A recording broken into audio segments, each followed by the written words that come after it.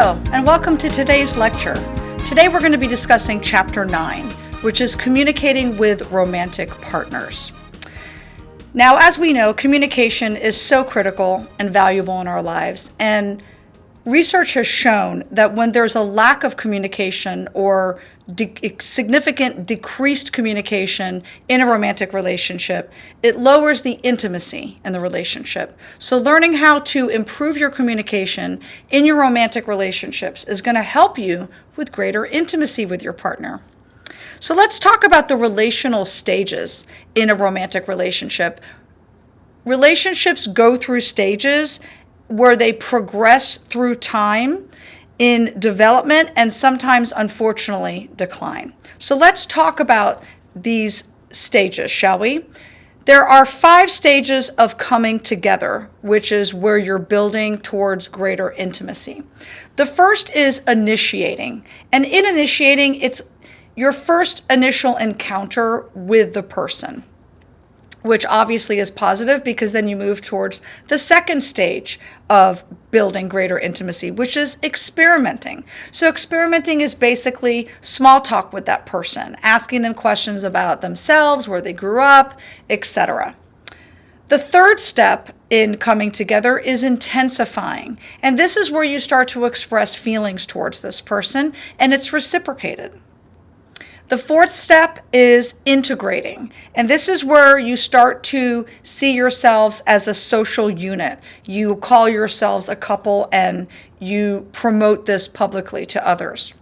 And then the fifth step in coming together is bonding, and bonding is usually signified by a wedding or a commitment ceremony or something official that states that you're a couple and that you're intending to spend the rest of your lives together.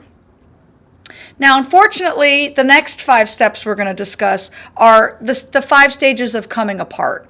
And this sometimes happens and sometimes doesn't happen in relationships. But with the data showing that 50% of all marriages end in divorce, well, you can see that 1 out of every 2 couples will go through these 5 stages that I'm going to talk about. So the first step in creating greater distance is differentiating. So this shows a shift from how alike you are with your partner to how different you are from your partner.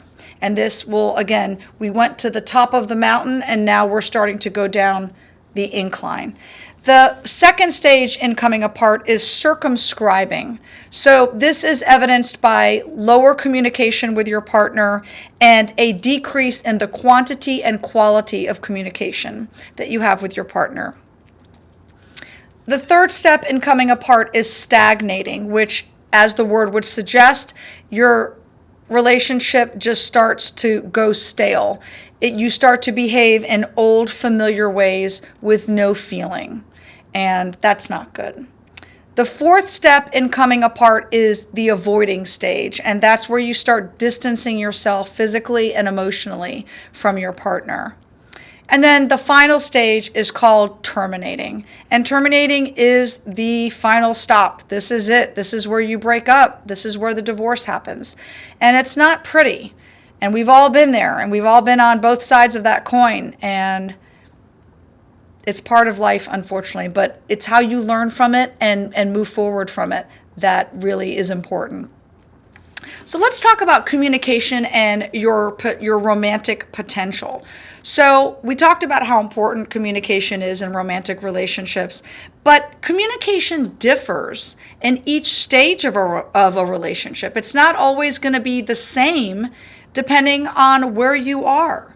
And partners can also shape relational trajectories. So what does that mean?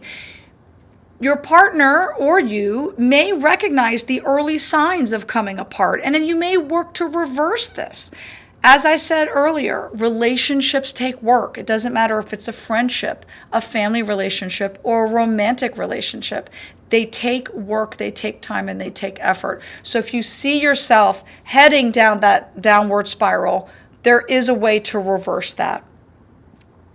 Also, relational development involves risk and vulnerability. It's all about taking chances and becoming more interdependent and learning how to self-disclose with your partner. Every relationship like I said, takes work and takes effort, but it takes an opening of your heart, and it opens yourself up to being vulnerable and eventually to possibly being hurt. But without a risk, there cannot be a reward. So remember that. So let's talk about gender and intimacy. So women and men share differently, and they have different communication goals, and they communicate differently. But women tend to share more through words, while men tend to share more through their actions. So that has been proven through communication research. And as far as physical intimacy goes, women tend to regard sex as a way to express intimacy with their partner, while men tend to feel that sex creates intimacy. And this can often have a difficult effect because the women need to build up to that, and men feel like if they have sex with their partner, it'll increase their intimacy. So they're on opposite ends of the spectrum sometimes. As for same-sex couples, they often have similar shared experiences and communication styles, and often face the same challenges that heterosexual couples do as well. So now let's talk about love language. And yes, there is such a thing as a love language. There are actually 5 different types of love languages. So as I go through them, think about what love language is important to you and what you choose to express your love for your partner. So the first is affirming words. And we all know the power of positive words towards people, whether they be compliments, statements that express your love or your caring or affection for that person. We all love to hear those things, and it never gets old. The second love language is quality time. So spending time with your loved one, whether it's doing tasks with them, working in the garden, washing your car together, cooking together. These are things that are a part of a love language, believe it or not, as well as just talking, just laying on a blanket and spending time outside and looking at the sky and just talking and sharing feelings. That's a love language as well. The third love language is gifts. And let's face it, who does not like to receive gifts? Obviously, on birthdays and holidays and anniversaries, gifts are usually expected, but sometimes it's the unexpected gifts. Bringing flowers home to your boyfriend or girlfriend, or showing up with their favorite Starbucks drink or chocolate or candy. That is always a nice surprise, and well, you should try it sometime soon. Now, physical touch obviously is a love language as well. And when I talk about physical touch, I don't necessarily mean sex. I mean a hug, a kiss, holding hands with someone. We as humans need touch. We need touch for our emotional development. And so these little things mean absolutely so much. So you should try and do more of them, because holding hands with someone is great and giving a hug is awesome. And the last love language I want to talk about are acts of service. So when you're not feeling well, isn't it great when people do things for you, like bring you food, or do your laundry, or do your chores for you, right? So these are things that can show and express your love and appreciation for your partner. So think about something that you might be able to do for your partner, your boyfriend or girlfriend, that would really mean a lot to them. Maybe it's something you dislike doing, that they dislike doing. But if you were to do it for them, it would mean so much. So again, the 5 love languages I just discussed are affirming words, quality time, gifts, physical touch, and acts of service. So what is your love language? Now let's talk about dialectical perspectives. So relationships usually involve continual negotiation between these certain perspectives, and I'm going to discuss them in detail right now. The first one is openness and privacy. The second one is connection and autonomy. And the third one is predictability and novelty. So let me explain them in further detail. Openness and privacy are just what you think they are. Openness is sharing and just self-disclosure, where on the opposite end of that spectrum, sometimes it's important to have some emotional space and some privacy from your partner. Not that you're trying to be secretive or hide things, but you don't have to be with your boyfriend or girlfriend all the time. You need space. So sometimes there's that tug of war between openness and privacy. The second one is connection and autonomy. So connection and autonomy is spending time together as a unit, as a couple, and autonomy, having some space, having some time to do something just for you, which I think is very important. So when couples break up, you might hear one of them say, well, we barely spent any time together. Well, that's someone who wanted more connection when their partner wanted more autonomy. Or you might hear, I needed freedom. I needed my space. So that person felt suffocated. They felt trapped. They felt like their partner always had to be with them 24/7. So how do you find that balance? It's definitely a challenge and something that many couples face. The last dialectical perspective is predictability and novelty. So obviously predictability, knowing how your partner is going to behave, is important. Stability is important. However, it can lead to boredom. It can lead to monotony. So again, finding some way to have some novelty, have some surprises, change some things up. That's a good thing, adding some spice to your relationship and not doing the same thing over and over.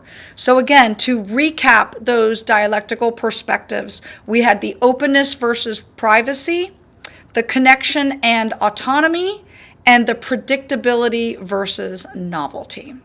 So now I'm going to discuss with you 9 strategies for managing these dialectical problems, because we all have them and we all have been there. So how do we deal with this? Well, the first way you can deal with it is by denying it exists. I wouldn't suggest that. So that's by saying something such as, everything's fine. And of course, you know, when a lady says that, it's usually anything but fine.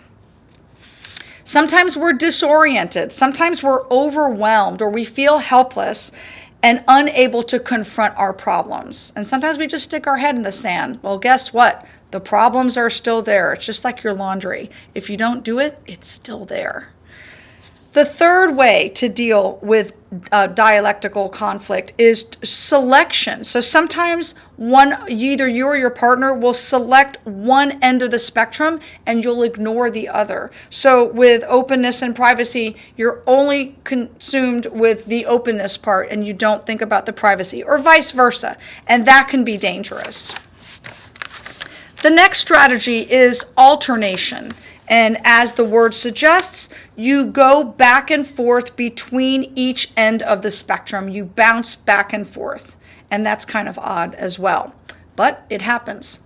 The next strategy is polarization. And that's where you and your partner each take an opposite stance of the spectrum, and that's where you stand. And that's dangerous, because that's, for example, with the openness versus privacy, then the one person wants to fully share all the time and the other person wants to remain closed. That's not going to work very well. Segmentation is the next step, and that's when you compartmentalize different areas of your relationship. And that can be also very difficult, because you can go with a demand or withdraw aspect. And that would be very difficult when you demand that you get something or you withdraw a certain behavior. So again, how do you manage these tensions? Very, very challenging. You can also have moderation. You can also have some compromises. Maybe you can back off from expressing either end of those dialectical spectrums and then working towards meeting your partner in the middle, which is a form of compromise. You might also reframe your dialectical tension. So instead of calling it a challenge, you could call it an exciting opportunity to grow, right? It's all in your mindset. It's all on how you view something. And then lastly, you could have reaffirmation, which is accepting and embracing the fact that your relationship will have challenges and you work with that. Because again, life isn't perfect and it's not easy, and relationships take work. So understanding that your relationships will be challenged and embracing that will actually help you and your partner grow closer together. So now we're going to talk about deception. We're going to talk about lies, because unfortunately they exist. They're out there in relationships, and they're different types of lies that you tell and your partner may have told you. So let's talk about altruistic lies. So altruistic lies, by the person who tells them, they treat them as even harmless and sometimes even helpful to the person they're lying to. So let me give you an example. You go to dinner at a friend's house and you don't really enjoy the food, you don't really like the food, but you still compliment your friend on her cooking because you don't want to hurt her feelings.